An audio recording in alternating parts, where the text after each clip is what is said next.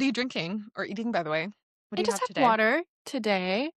Okay. And I did just have Hydrating. my little Baby Bell cheese block. Yes, yes. Love a Baby Bell. Just my camera there. I have a blood orange pineapple It looks sangria. good. It is Oh, pretty good. It's not my usual not go-to. too It's the sweet. no, it's not too sweet. I feel like the pineapple kind of cuts it a little bit, so it's not as Mm-hmm. sweet. It's That's the nice. Cooper sock one. So Classic. anybody wants to try it, it's available. Oh, I think about that wine day all the time because that's where we decided like that we were podcast compatible. You're so right. That was our inception of this podcast. Was at Yeah, Cooper Sock, so it's very fitting that I cute. have their wine As today. we, yeah, and honestly, it was probably like this time of the year too, because we were just getting ready to leave. Like, I think this past weekend is Yeah. when we moved back. So Oh, really? Has it been a year already now? I think so. Yeah. Time It's crazy. flies when you're in the Yeah, trenches. I know. Yeah. Yeah, because I think our first episode came out maybe in like June or July. Yeah, we're getting Yeah. about to that time period. So I just remembered I forgot to remind you to bring your hat. We got hats, damn guys. it. See, that would I have fixed my forgot hair mine too. problem. All right, Next pause. time we'll Hold the do a grand. Oh, podcast. okay. We'll pause. Listen to the elevator music. I have to go get it, especially because I'm having a bad hair day already, anyways. The grand reveal. It's a little shadowy for recording, but I'm gonna wear it anyways of the hat. Yeah, you gotta represent. It looks great. I'll Yeah. bring mine next time. Thank you again for it. I love it. Yeah, so I made merch just for us. But one day, maybe you guys can buy some Renaissance woman hats too. I didn't realize you made it. I didn't like stitch it myself, to be fair. I Well, ordered yeah, it but off like Etsy, but you designed it. yeah, I found like Oh, a okay. Etsy person who could do it custom. Well, that's Because like so cool. I didn't there realize were that. things that were like close. I had seen a hat that just said Renaissance on it, and I love like Okay. I have my Gig League Squad hat that is exactly like this in terms of like a baseball cap with Oh, just the cute. stitching on it. And I Okay. was like, well, I want to make one for us. Yeah, I love it. I didn't realize that you like designed it to yourself, so that makes it extra Mm-hmm. cool. Yeah, I so would love to mine's do green, merch. and yeah, one day we'll figure it Or out. yeah, stickers at some point or something. I feel like would be fun, Mm-hmm. even just like Something something small. simple. So Yeah, yeah.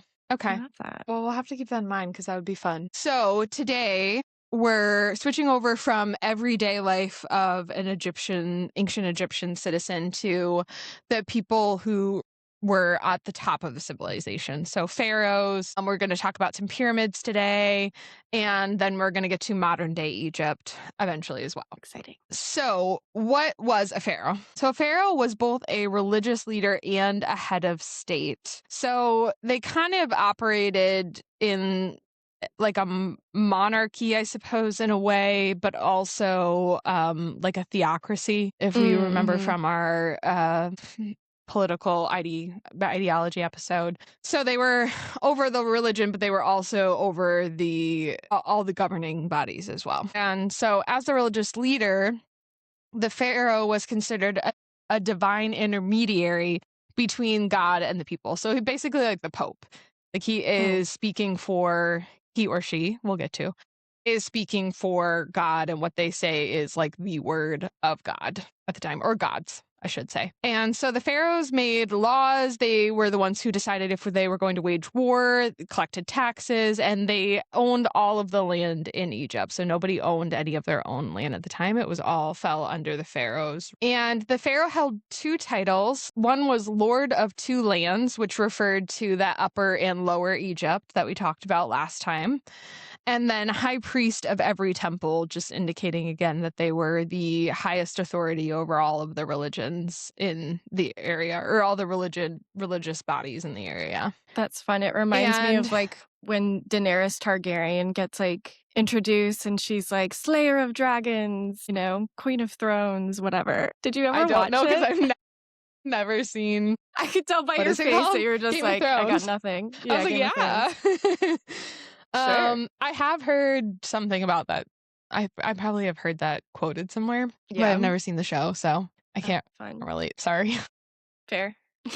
And something that's little known is that the word pharaoh actually didn't become common until the New Kingdom period. Before that, rulers were simply called king, or Right. I guess queen, if there was any female rulers before that. I'm not going to go into all of the different pharaohs or kings, Right. that were that range, but we'll touch on a couple significant ones, and some of them were women. And the word pharaoh comes from the Egyptian word which means great house, which is a reference to the royal palace, actually, not the person self inside of it, but then it, I guess, just evolved and eventually became pharaoh rather than being called king anymore. That's so funny. I wonder So why. there were, yeah, I don't know either. It's always interesting how language develops into something different. I think like Yeah. etymology of words is so So interesting.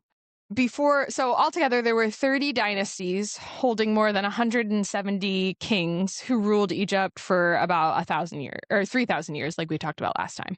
So, and like I said, I'm just going to talk about like the most significant rulers in that 3,000 year period. We're not going to go over everybody. So, and I'm working my way from like farthest back in history forward.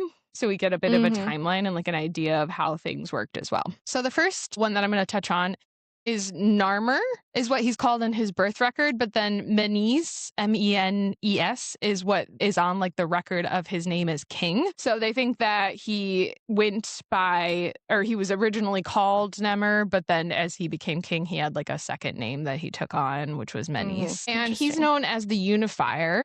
He was king over Egypt, or pharaoh over Egypt, around 3100 BCE. And he is the one who's credited with uniting Upper and Lower Egypt around that time through military conquest. So he's the first pharaoh of the united Egypt, which is why he's called the unifier.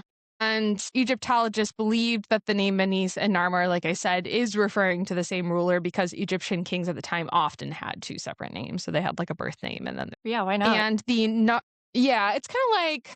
I feel like it's kind of like celebrities nowadays where you have like your real name and then you have what name you, whatever name you take on. Yeah, totally. Yeah, exactly. That's true. So I feel like it's a little bit like that. Yeah. Yeah, apparently that's a universal human trait to just like rename yourself based on your... Yeah. When you become famous, yeah. And he is credited with the Narmer palette, which is a carved ceremonial object. It's one of the oldest historical documents in the world depicting this unification. So it was named after him. I don't think he himself created it, but it was like created for him, essentially. And then we're going to jump ahead pretty significantly in history to 1479 to 1458 BCE, which is the reign of Hatshepsut. And I feel like probably a lot of people will have heard of that name. You're nodding your head like you have. Yeah, that's definitely more familiar than the other guy for sure. Because I feel like I don't know if she struggled to like read it before.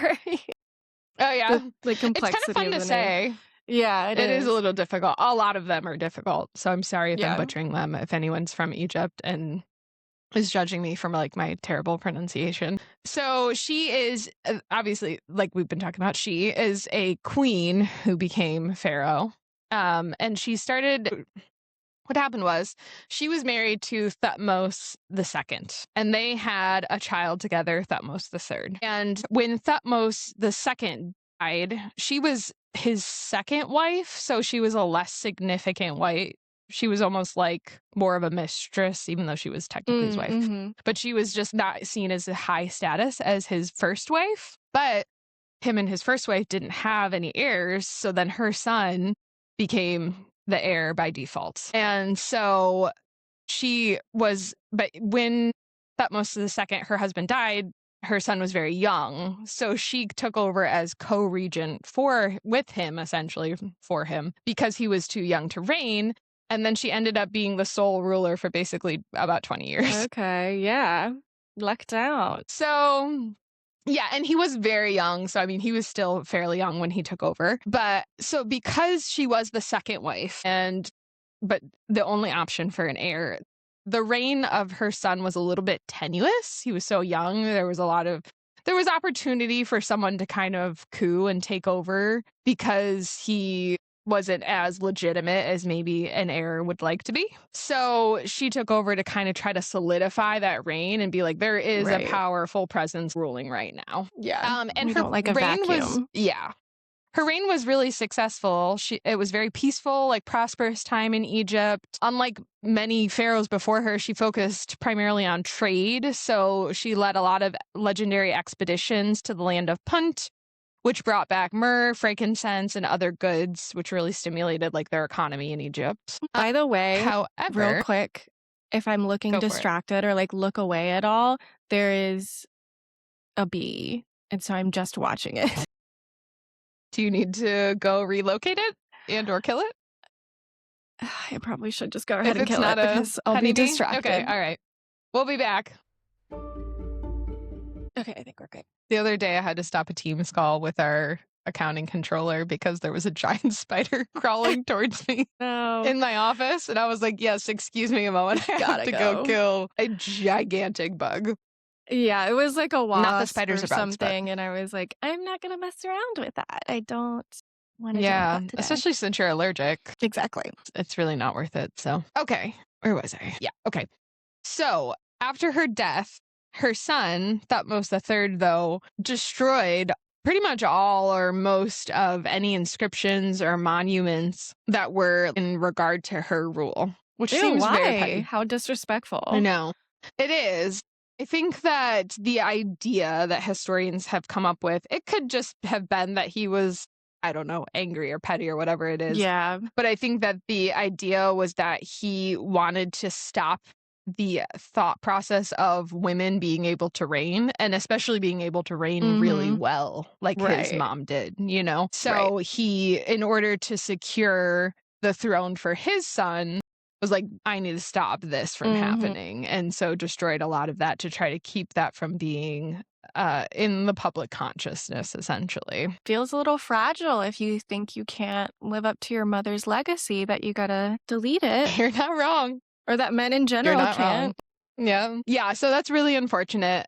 But yes, a lot of her inscriptions and monuments. But I will say, even though a lot of documents about her were destroyed, I think she is probably still one of the most significant pharaohs of her time. Like, you always hear her name come up. So it didn't really work, I guess. Yeah, I guess you didn't get everything. And we go on to have more female pharaohs. So we'll get there. As we should.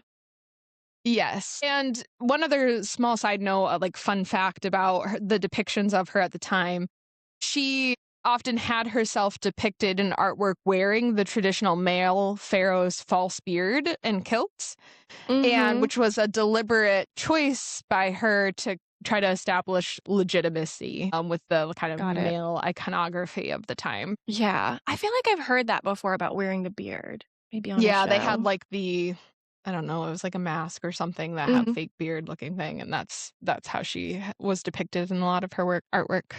Okay, so then moving forward about 100 more years or so, we're going to 1353 to 1336 BCE, and we're going to talk about Akhenaten. And again, I'm so sorry if I'm saying that wrong. Akhenaten. And he was named Amenhotep, sorry, the fourth at birth. And I'm so sorry. I'm really trying. And changed his name in accordance with his beliefs, which he is significant because he's known as the heretic pharaoh, because he had monotheistic beliefs, which at the time, Egyptians, like we talked about last time, had 170 gods or something like that. They had a lot. But he abolished Egypt's entire polytheistic religion and declared that there was only one god, which was the sun disk Aten, who was this person who should be worshipped. Got it.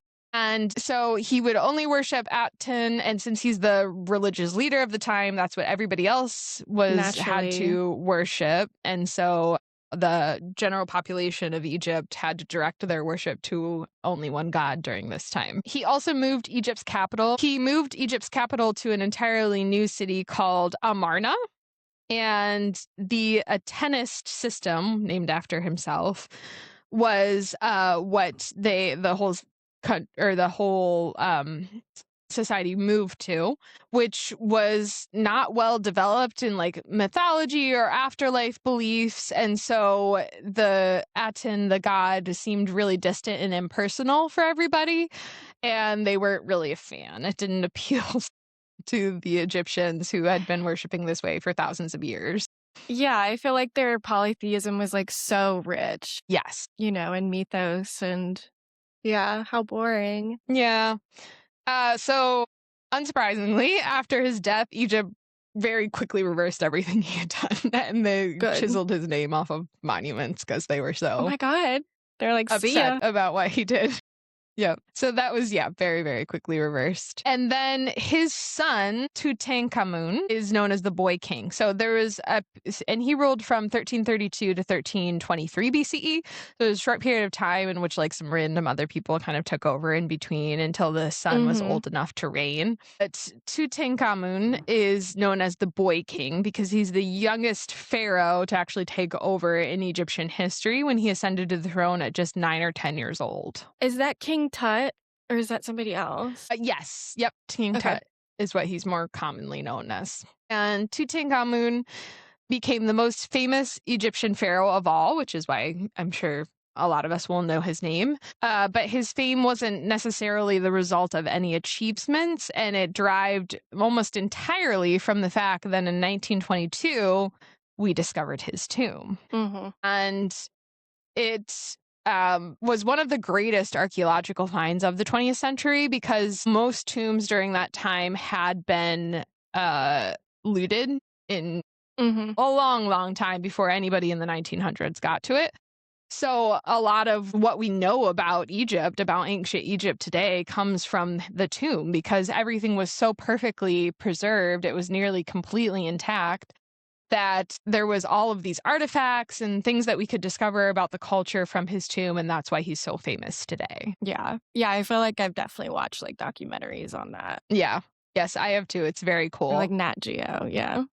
I'll see if I can find any to like recommend here if anybody Mhm. wants to watch more. But his name, Tutankhamun, translates to the living image of Amun, and he reversed all the rules, or I'm just sure he probably had some influence to reverse all the rules of his father, Akhenaten, and restored Egypt to its normal polytheistic culture. And then we're going to talk about Ramses II from 1279 to 1213 BCE. He's one of the most famous pharaohs in ancient Egypt because he never lost a battle. So there's only one exception, being the Battle of Kadesh, which effectively was a draw, essentially. And so he was very, very successful during his reign. He built the temples of Karnak and Abu Simbel. He lived to be approximately 90 or 91 years old, we think, somewhere around there. And he celebrated 13 to 14 Sed festivals, and Sed is SED. And so I'll Into give you a that. little bit of history on what a Sed festival is, because I didn't know either. So a Sed festival was a celebration of the pharaoh's continued power and vitality, traditionally held after 30 years of reign. Most pharaohs only got one. He got Mhm. 13 or 14. So Like, you can tell 'cause he he was very lasted so long, popular. or just 'cause yeah, okay. I think both probably. It, Yeah. it definitely wasn't that he lasted 30 years times That 13 or long, yeah. 14. Yeah. So he got more than most people, but he did have a very long reign and he was just very popular with the people of the time. So they really, really wanted to celebrate him. There were 9 pharaohs that took his name afterwards as well. So again, just like a legacy in Yeah. terms of pharaohs. And he also negotiated one of the first peace treaties in history, Hmm. a copy of which hangs now in the United Nations headquarters in New York. Very cool. So you can go and see it. It's only a copy, but you can go see like the replica of his peace treaty that Mhm. we still have, the stone that it's written on. All right. And then we're going to get to the last pharaoh of Egypt, which pretty significant. Unfortunately, it is a woman. And Well, she's quite a famous one as well. We're going to talk about Cleopatra the Seventh. So Cleopatra was an active ruler during the Ptolemaic kingdom of Egypt. So we talked about all those dynasties. She's part of that one. Scholars suggest that her portrayal of a stunningly beautiful seductress undersells the fact that she was just really yes. brilliant as a leader. We don't think that she Wildly. actually, yes. It's more like people assume that that was the case because she was so successful when really she was just probably more so just incredibly intelligent. Mhm. She was really astute and politically savvy for the time and succeeded in bringing peace and a lot of prosperity to an empire that was very quickly dying. She was actually not Egyptian. She was a Greek Macedonian descent and Mhm. part of the dynasty that was founded by one of Alexander the Great's generals. But she was reportedly the first ruler of her dynasty to actually speak the Egyptian language. So I think that's Oh, pretty cool. good for her. Yeah, most of the dynasty that she was a part of didn't, but she did. She spoke the language, so that's neat. So I'm sure everybody is very well aware of the story of her and Mark Antony's suicide in 30 BCE, and then her son was killed by Octavian, who was on the opposing side of that battle, who ended up conquering Egypt. So the civilization effectively ended at that point and was absorbed into the Right. Roman Empire at that Yeah. time. So that covers all of our pharaohs. And now we're going to talk a little bit about the pyramids.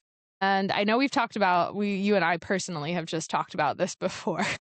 Mhm. Do you have any like opinions on the pyramids before we get started here? I always like the theory that aliens built them, but because it's always like, oh, well, they also exist in Maya and they all, Mayan culture and they also exist here or Yeah. whatever. And they're like perfectly geographic and all of that stuff. But the more and more I've learned about ancient civilizations around the world, the more I feel like it's possible that, we just talked about ancient astrology and how obsessed they were with the stars back then.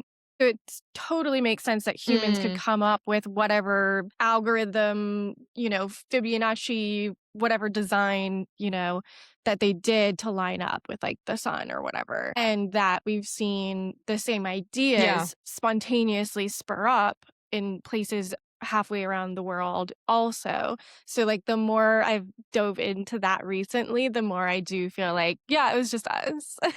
Yeah, I agree. I know that everybody who's super into aliens just really, really wants it to be true. I Yeah. get it. It's fun to have mystery. But I think another interesting point, and I'm not going to say that we've solved how they've done it, but one, we have some pretty solid theories and like evidence of how they were able to do the things that they did. And also, they had 3,000 years essentially to do it. Yeah. And another thing, we have examples of pyramids that were like not built well. You know what I mean? Like we have their Totally. their like first tries. We can see that like, oh, this one was like they weren't really successful in like building this how they were supposed to. So we know that the engineering wasn't perfect right off the bat. There was definitely things that they tried beforehand until they got it right. And then we have That's these, such a good couple point. of great pyramids that still exist today, which is an engineering feat. Absolutely. And there's still a lot that we don't know. And I would love to see more research continue to be done on this because I'll bring up something interesting as we're talking about pyramids. That's just a little mystery you can take with you if you don't think that aliens did it, but it's just still something we don't know for sure. So Mhm. there's more than 100 pyramids that still remain in Egypt, which is a lot. I didn't Yeah, realize I that there didn't was know that it was that many. many. The largest is the Great Pyramid of Giza, which was originally roughly 482 feet. It's made up of about 2.3 million stone blocks, each weighing about 2.5 to 15 tons. So they're pretty heavy. Yeah, the And they all tonnage had is to insane. yeah, yeah, or it's a lot of weight. And they all had to be transported there and lifted into place with the tools that were available at the time, which is why everybody thinks that. I mean, it is such a crazy feat to think about people Mhm. with more primitive tools than we have being able to do something like that. So, putting it in context, the size of those stones would be akin to lifting a double-decker London bus to the top of St. Paul's Cathedral a couple million times. It's a lot of stones. Not impossible, but much better with a Not crane. impossible, but a lot. The Great Pyramid was the tallest man-made structure, man-made if as long as you believe that, for over almost 4,000 years until the completion of the London Cathedral in England in 1300 CE. So, how was it built? It's generally believed that the Egyptians moved these massive stones along large ramps and that were greased with water and clay. And then they used a system of sledges, ropes, rollers, levers, those sorts of things to move the stones along. Recent discoveries also show that there may be a hydraulic system that they had that sort of Mm, helped float things into place where they needed to be. yeah. Yeah, I've seen people move sheds on like rollers before, obviously Mhm. much less heavy, but it's something that's possible. You saying the hydraulics things, and this is a tangent, and I hope you don't have this in there, but I feel like something recently came out, and I feel like it's real, that they, like, discovered that there's, like, cylinders under the pyramids or something. Yeah. Does that ring a I bell? don't know about that. No, but let me look it up real quick. Oh, it's controversial based on radar Okay. that there's an underground complex. Interesting. Yeah, sounds like it's contested though. Noise. Yeah, so they haven't verified it, but I mean, Mhm. but just because it's not verified because of the way that they discovered it doesn't necessarily mean Yeah, it's not there. It just means that we don't have enough evidence to say if it is or not. totally. In which So case, yeah. I'm back to aliens, but Yeah, it's possible. Resonating deep man-made voids. Well, we're gonna get to something. I didn't have that in there, but I have another thing about some radar sort of technology. So we'll get to oh, cool. that. All right. Sorry. Continue. No, you're fine. That's interesting. Well, I'll have to keep an eye on if they ever have any updates about that. Mhm. So the Nile River was a huge part, obviously, of like the ability to build this stuff because a lot of the materials that they would have needed would have been transferred via the Nile River. And artificial waterways that they had made as well. So granite from Aswan, copper tools from the Sinai Peninsula, and timber from Lebanon were common imports that they brought in to help create the pyramids. And then, like you were touching on, even with no modern technology that we have today, the pyramid builders were about as accurate as we are today with 20th century technology, and the entire 13.1 acre base was leveled within a fraction of an inch when we're talking about the That's Giza, crazy. the Great Pyramid of Giza. So little known fact, the pyramids were not built in isolation. Each of the three massive pyramids in Giza was just one part of a larger complex that also included a palace, temple, solar, boat pits, and other features. So essentially, it was almost, even though it's like in the middle of the desert, essentially today, it was really part of a whole like city Little structure that would have community. been Yeah. around it at the time. Yeah, almost like a park or like Mhm. skyscrapers that you see in the city. It would have been something along those lines. And getting to the workers, the people who actually built these, marks of quarry workers are found on several stone blocks in the pyramids, giving the name of workers, like they had names for the groups that were crafting it. Like the craftsman gang is one of the inscriptions essentially that translates to. Mhm. So part-time crews of labor supplemented year-round masons and other skilled workers who would have worked on these pyramids at the time. Again, going back to what we talked about is that we don't believe that they were slave. They were paid workers or they were conscripted by the ruler of the nation to work on the pyramids. So Mm. discovering some modern things. So this is what I wanted to touch on, things that we're still learning about the pyramids. So modern scanning techniques were used to probe the internal structure of the Great Pyramid. And in 2017, researchers discovered a huge hidden cavity above the grand gallery of the pyramid. It's about the size of a large hall. And we still don't know the purpose of it. So we can't access Hmm. it. It's closed off. It's a cavity that we can't get to. But we know that it's there because of the scanning techniques that they have, which I didn't see it disputed. So I'm assuming it's Mhm.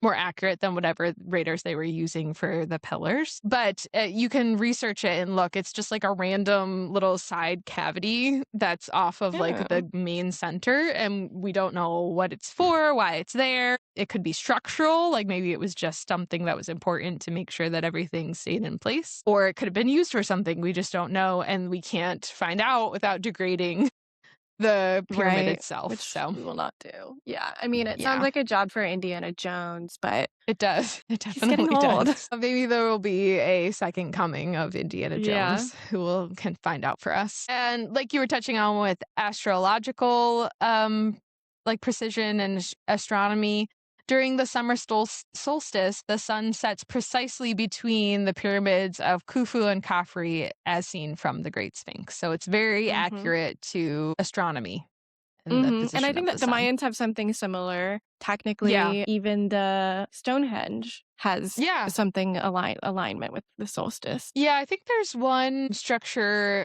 Or is it that the equinox? I want to say it's Mayan, where when the sun hits it at a certain time of day, it looks like there's snakes Mhm. on Yeah, the that's it. ground based on where, yeah, it's really Yeah. cool. I want to go Yeah. see that someday for sure. All right. So, talking about the end of Egypt and where Egypt is today. So, after Cleopatra's death in 30 BCE, like I said, Egypt became a Roman province, part of the Roman Empire. And from mid first century AD, Christians started taking root in Egypt. And so, in 391, the Christian Empire Theodosius introduced legislation that banned any pagan rites and closed all of the Egyptian temples. Well, So I know. Egyptians' native religious culture was continued just to decline after that. They were no longer able to religiously, that religious freedom that they needed. They can no longer practice their own rituals of their religion. mm, So it just started declining. And while the native population continued to speak the Egyptian language, the ability to read hieroglyphic writing slowly disappeared as well as the role of Egyptian temple priests diminished. So they were, if you remember, like the mhm. scribes and the priests were the ones who did all the record keeping. And so, since their role was essentially gone, they didn't have that anymore. And so, eventually, we were no longer able to read hieroglyphic writing. So does it just become like an Egyptian alphabet or an Arabic? I assume so. Imagine there was probably a large period of history in which people spoke Egyptian but were not literate to Mhm. actually be able to write it. And so something else developed in the time that then people were able to. Yeah. But I'm not sure. I don't know for sure what the Egyptian alphabet like looks like today. Obviously, it's not Well, I feel hieroglyphics, like but it might be Arabic now, the language. it might be. So, and that's my next point is the Arab conquest in the 7th century CE brought Yeah. Islam, which is the country's dominant religion today. So it might also have been significant to their language as well. Yeah, because I have a friend from high school and college, and she was dating an Egyptian, and so she was learning Arabic, I Hmm. believe, to be able to Yeah, communicate with so his that might be family, I the guess. case. Yeah, it's very like a very impactful in their culture now because you're Yeah, talking the 7th for sure. century till present essentially. Because it's still their dominant religion is Islam. So, Mhm. so we lost, like I said, that knowledge to be able to read hieroglyphics for almost 1,500 years, a little less than that, until the discovery of the Rosetta Stone in 1799, which was the key to finally have us be able to crack the code of the hieroglyphics. So Not cool. Egyptian language, but hieroglyphic Mhm. language. Yeah, so we can read it today, which is fun. And just a little fun fact too. Egyptian hieroglyphics you read from like the opposite direction too. Mhm. So if you're ever looking at something and want to try to translate what it says, you go in this way. Go backwards. Egyptian population today is over 107 million residents, one of the most populous nations in the Arab world. A vast majority of the population still is settled along the Nile River, dependent on its waterways for agriculture and day to day life. So it remains a significant land structure for people in Egypt. A predominant religion is Islam, like I said. Minority of Egyptians are Coptic Christians, contributing to the nation's religious diversity. Ancient Coptic churches and monasteries have preserved a lot of the unique art and history of Egypt. And in urban centers, fashion trends mirror global styles, though many Egyptians creatively blend traditional elements of their culture with modern trends as well. Around 15.7 million tourists visit every year. That was how many they had in 2025. The Grand Egyptian Museum recently opened in November of 25 near the pyramids of Giza and is now the world's largest museum dedicated to any single civilization. It houses a complete Tutankhamun collection and thousands of other artifacts, which I feel like would be so It'd be cool to go see. so That's cool to definitely go. on my Yeah. bucket list for sure. I'd love to go to Egypt. However, that number of other people traveling there is like what makes me squirm. I'm just like, I don't want, like I hate, Yeah. we go to like the Met or the MoMA super early when we're in New York Mm, and stuff to like avoid the okay. crowds. It would be so crowded and you'd have to like, it would be like trying to go see Starry Night or the Mona Lisa and you just like get Oh, yeah. one Yeah. second to take a photo and then move on. And But then it would you're still be done. Yep. so cool. It would be very cool. I would love to just go. I mean, I would love to see the actual pyramid itself, but I would love to go to the Mhm. museum and just Yeah. look through I all want, of like, the a tour things. of the pyramid. I wanna go in the I think galley you or can get whatever. them. Yeah. Yeah. I I wonder don't how know. claustrophobic you would feel. Yeah, I don't know how much of the inside you could see. I imagine maybe Yeah. some of Just it, but, yeah. I'm sure some of it Maybe, is like, a room or preserved 2. for yeah. Mhm. Wonder how expensive So, it is, though. yeah, I don't know. I have not looked into it, so I have no idea. Yeah, so, I mean, that pretty much wraps up what I had. Egypt's recorded history is one of the longest and best known of, like, the ancient histories in the world. Their religious practices and artistic and social traditions, a lot of the stuff that we have now can be traced back to the traditions of the Egyptians, and so they have a really long and, like, significant cultural memory in Egypt and all around the world today, so Mhm. that's why I wanted to touch on it, and I everybody's love it. obsessed and fascinated with it too, Yeah, and everybody myself loves included. Egypt. One day I wanna do, like, a deep dive on the Library of Alexandria, Oh, that would be because a there's always, great like, so one. much interesting conversation about that. Yeah, I Like agree. so one day, it's on the list. That would be a good one. I'm excited for the day you do it. Good luck to you, because that is a lot of research. I know, and there's also just so much, like, skepticism of, like, did some of it survive? Like, some people think it's, like, under the Mm, Vatican and all of that kind of yeah, stuff, and, which it is would funny be so because you can interesting. go under the Vatican. Yeah, You'd think like, someone where would is have found it? it. Yeah, a Right, or secret d I guess secret maybe they think passage. the Pope is just hiding it from us or something, I don't know. Yeah, using their Roman magic. So that's all I have for you guys today. Oh, yeah, I meant to mention at the top our little business. Mhm. We are restructuring our episodes. So we're going to have shorter episodes, but they're going to come out more often for you guys. So I think we're switching to a Yay. weekly schedule, but they'll be a little bit shorter.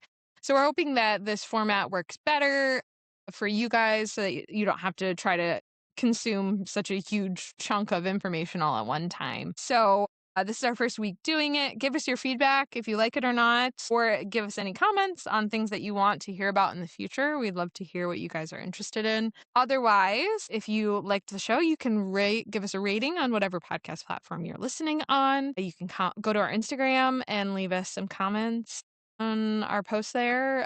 We're also on TikTok and Instagram. You can find our handles in the episode description.